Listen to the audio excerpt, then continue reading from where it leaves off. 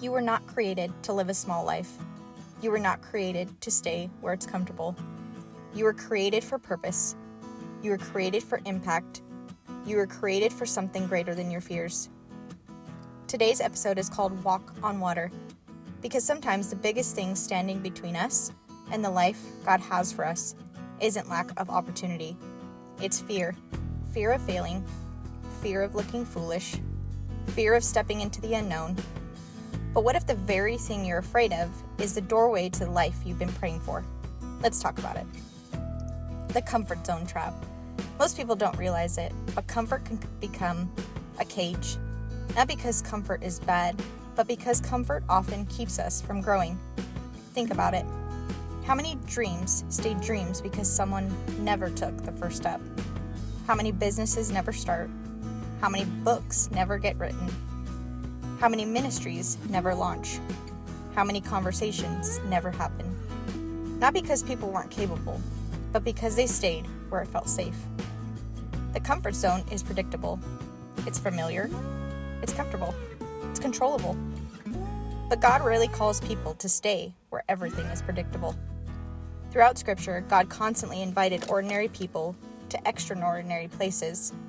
Places that required faith, places that required courage, places that required trust. Because faith doesn't grow in certainty, faith grows in dependence. One of my favorite stories in the Bible is found in Matthew chapter 14. The disciples are out on the water. A storm is raging. The wind is strong. The waves are crashing. And then they see Jesus walking toward them on the water. Peter sees him and says, "Lord, if it's really you, tell me to come." And Jesus simply says one word, "Come." Peter steps out of the boat, and for a moment, he's doing the impossible. He's walking on water. Can you imagine that?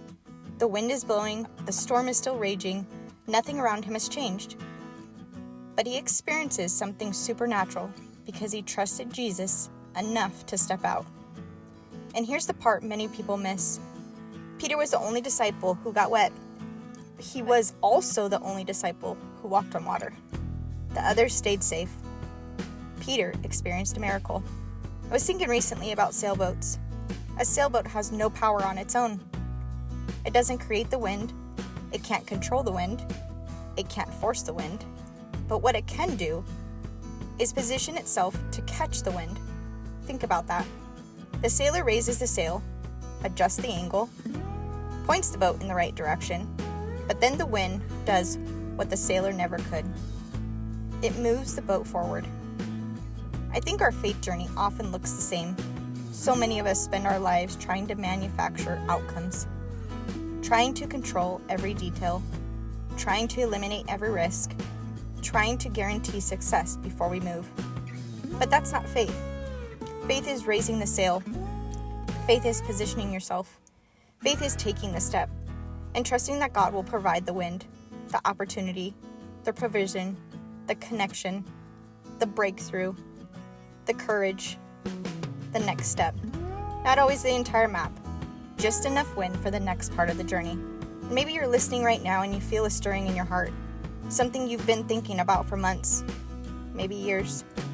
A dream, a calling, an idea, a ministry, a business, a move, a conversation, a fresh start. And every time you think about it, two voices show up. One says, "What if I fail? What if it fails?" The other whispers, "What if it works?" One says, "What if you're not enough?" The other says, "What if God is?" One says, "Stay where it's safe." The other says, "Trust me." Sometimes the hardest part isn't hearing God's voice. It's believing Him enough to follow it. Here's something I've learned. The unknown feels scary because we assume it's empty. But what if it's not? What if God is already there? Think about every major story in Scripture. Abraham stepped into the unknown. Moses stepped into the unknown. Joshua, Esther, David, Peter stepped into the unknown. None of them had all the answers. None of them had guarantees, but they discovered something incredible. God was already waiting where He was leading them. Maybe the place you're afraid to go is the very place where you'll experience Him in a deeper way than ever before. Let's pause for a moment. Take a deep breath. Listen to the sound around you. And ask yourself this question. What dream have I been keeping in the boat? What opportunity have I been delaying? What step have I been avoiding? What would I do if fear wasn't making the decision? Sit with that for a moment. Because God speaks in the stillness, not through pressure, not through panic, but through peace, one step at a time. Psalm 119 says, "Your word is a lamp unto my feet." Not a spotlight for 10 miles, a lamp. Just enough light for the next step. And maybe that's all you need right now. Not the whole plan, not every answer, not certainty, just obedience.